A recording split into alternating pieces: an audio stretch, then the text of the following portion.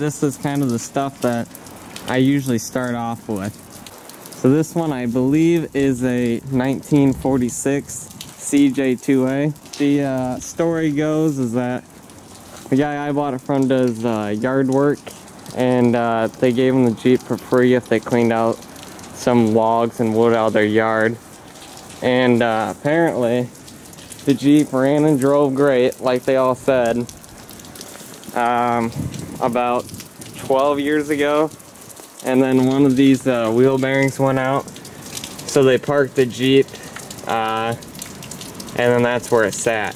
This one's actually in pretty good shape. Can't see right now, but the floors are there. They're patched up, but there's still something. The steering column was taken out for another project the guy I bought it from had going on. So it's moving all right, so I got hopes for it. And the second Jeep is sitting out back. So I got both Jeeps ready to go in the shop here, and I put one of the Golden Eagle rims on this Jeep to kind of see what it looks like. I think it looks pretty good. So we got that side ready to roll, ready to get some air over there. So I was just gonna put a different drum on here, but the spindle nuts are actually still on the axle. See, what happens is a drum goes over and covers the brake pad area, and these nuts are what holds it on. But the nuts are still on, and you can see they are rusted together. And then we could just take one of the shafts out of that Jeep, because I don't have a spare front axle to steal parts out of. Another thing I'm pretty sad about, it was late, raining, and I was all giddy. The spark plugs were sitting in here like this, and I did not realize they were broken in half, which means that this engine has 4 open holes, and when it rains, it so conveniently drains right into here.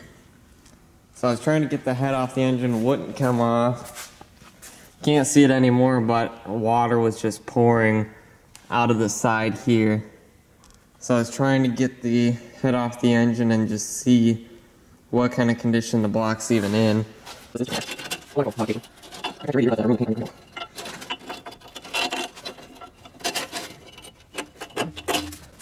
Oh, it looks so much better. It's liberated.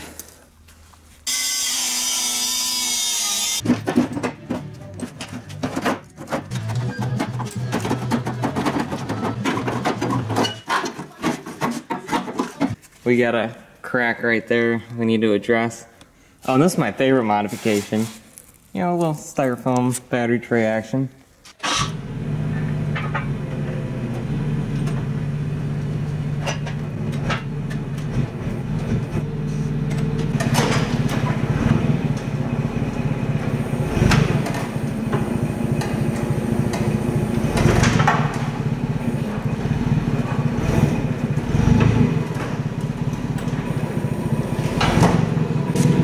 One thing.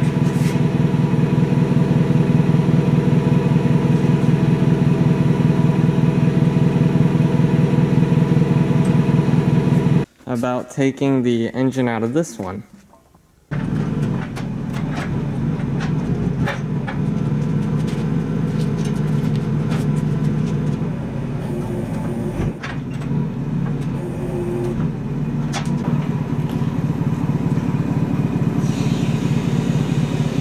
You can see this thing's full of mouse nest crap.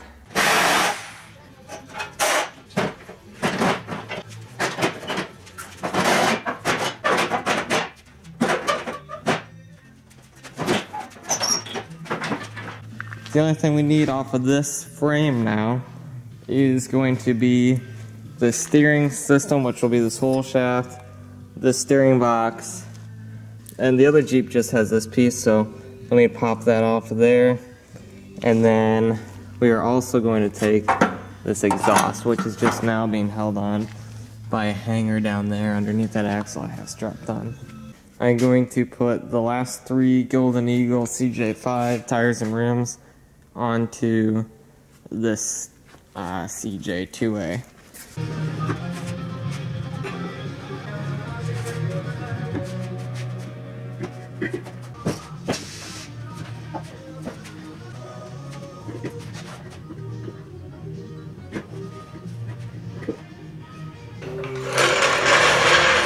Beautiful retread tires. Oh yeah. Nice and high quality. And the last thing I want to do tonight, address this little issue with the frame, because it is unsafe to drive at the moment. And it looks like that one's already been patched at the same spot. So I'm gonna guess this front bumper got hit pretty hard and snapped off both sides. You're about to witness some great stuff here.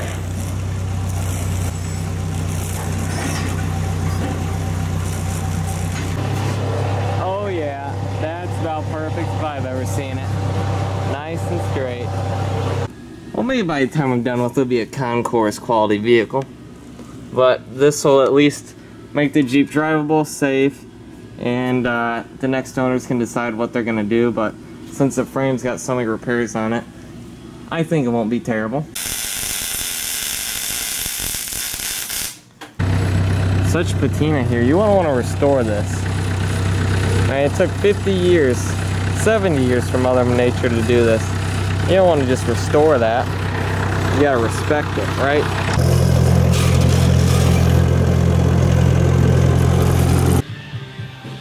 Alright, so the gasket's ready.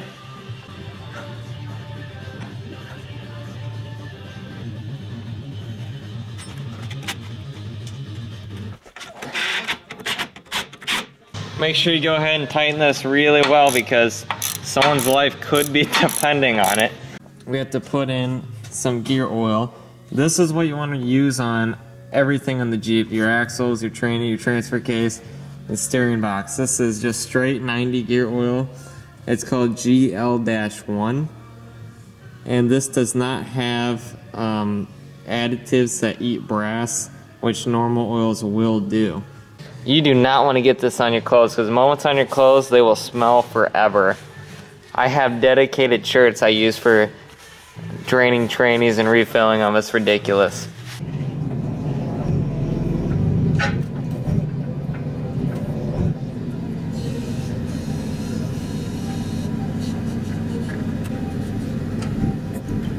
We can see just where the engine is. Right now, we're a little too far over to the right, and our height is about good actually. Now sometimes with the forklift this is pretty hard to do, so I might have to pull on it and move it back.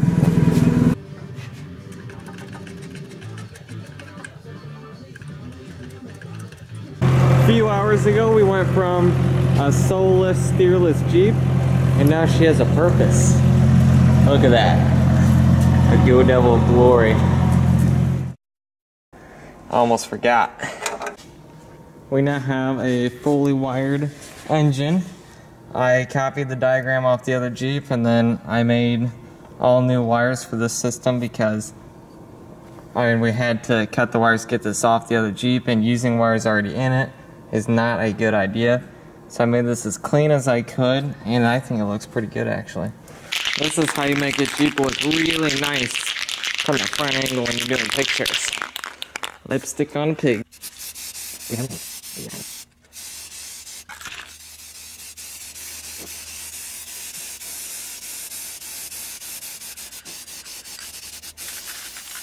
We got the radiator hooked up, all the hoses. We got the fuel line hooked up to there, and I found out the gas tank has a hole in the bottom, so I conveniently added this little one through the little rust hole on the floor. Alright, so we got no sparks so far, which is good. We will see if it will fire up.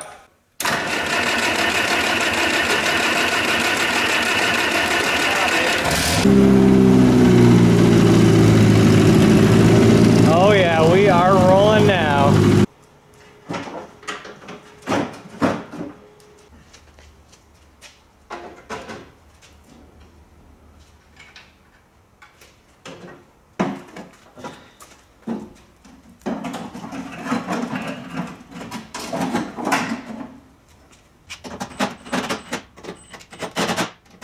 Other than that, I'd say the engine bay is clean and ready to go.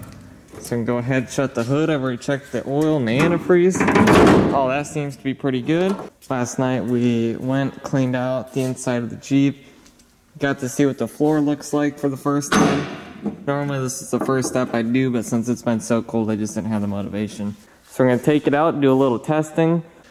Look at that gorgeous painted radiator.